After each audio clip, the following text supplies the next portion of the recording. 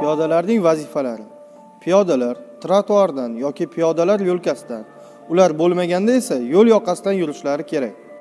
Hajmi katta yuklarni olib ketayotgan piyodalar, shuningdek, nogironlarning dvigatelsiz kajavasida harakatlanayotgan shaxslarning trotuar yoki piyodalar yo'lkasidan harakatlanishi boshqa piyodalarning harakatlanishiga xalaqit berayotgan bo'lsa, ular qatnov qismining chetidan harakatlanishlari mumkin.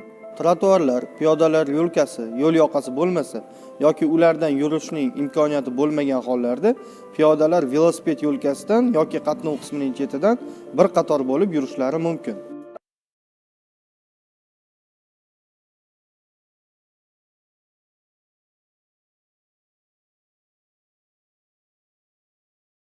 Aholi punktlaridan tashqarida yo'lning qatnov qismida harakatlanayotgan piyodalar transport vositalarining harakatiga qarshi yo'nalishda yurishlari kerak. Nogironlarning dvigatelsiz kajavasida harakatlanayotgan mototsikl, moped, velosiped yetaklab ketayotgan shaxslar bunday hollarda transport vositalarining yo'nalishi bo'ylab harakatlanishlari mumkin.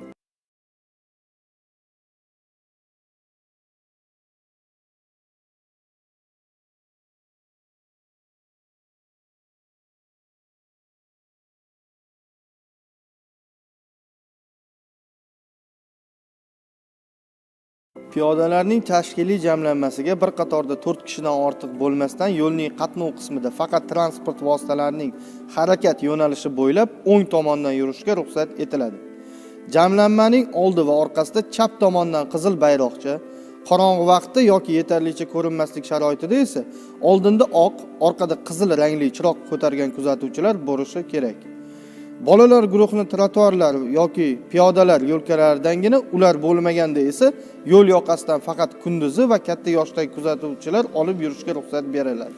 Piyodalar yo'lning qatnov qismini piyodalar o'tish joylaridan, shuningdek, yer osti va yer usti o'tish joylaridan, ular bo'lmaganda esa chorrahalarda trotuar chiziqlari yoki yo'l yoqasi bo'ylab kesib o'tishlari kerak. Ko'rinadigan oraliqda o'tish joyi yoki chorraha bo'lmasa, ajratuvchi bo'laksiz va to'siqsiz yo'llarda piyodalarga yo'lning ikki tomoni yaxshi ko'rinadigan joyidan qatnov qismini chetiga nisbatan to'g'ri burchak ostida kesib o'tishlariga ruxsat etiladi.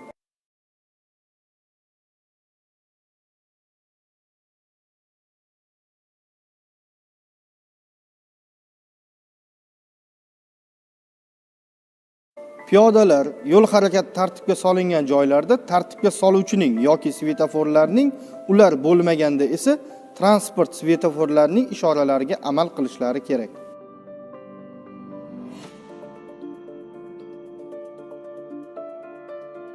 Piyodalar harakat tartibga solinmaydigan piyodalar o'tish joylarida yaqinlashib kelayotgan transport vositasiga bo'lgan masofani va uning tezligini chamalab ko'rib, o'tish o'zlari uchun xavfsiz ekanligiga ishonch hosil qilganlaridan so'ng yo'lning qatnov qismiga chiqishlari mumkin.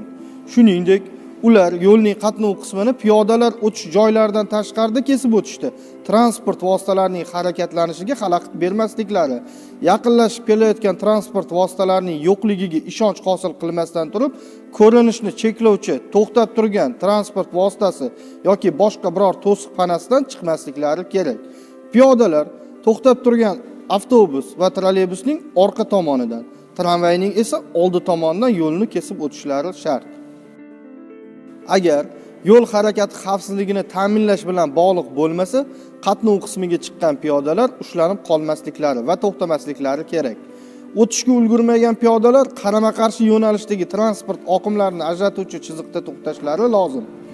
Keyingi harakatlanish xavfsiz ekanligiga ishonch hosil qilganlaridan so'ng va svetoforning yoki tartibga soluvchining ishoralarini hisobga olgan holda o'tishni davom ettirishlari mumkin.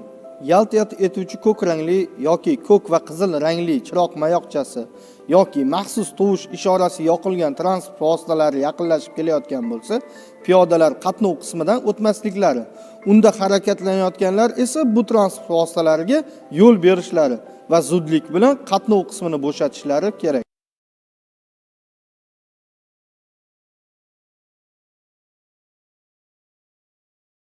Belgilangan yo'nalishdagi transport vositalari va taksilarni faqat bekatlarda, ular bo'lmagan taqdirda esa trotuarlar yoki yo'l yoqasida kutish kerak. Maxsus jihozlangan bekatlari bo'lmagan to'xtash joylarida transport vositasi to'la to'xtagandan so'ng unga chiqish uchun yo'lning qatnov qismiga chiqishga ruxsat etiladi. Undan tushgandan keyin ushlanib qolmasdan yo'lning qatnov qismini bo'shatishlari shart.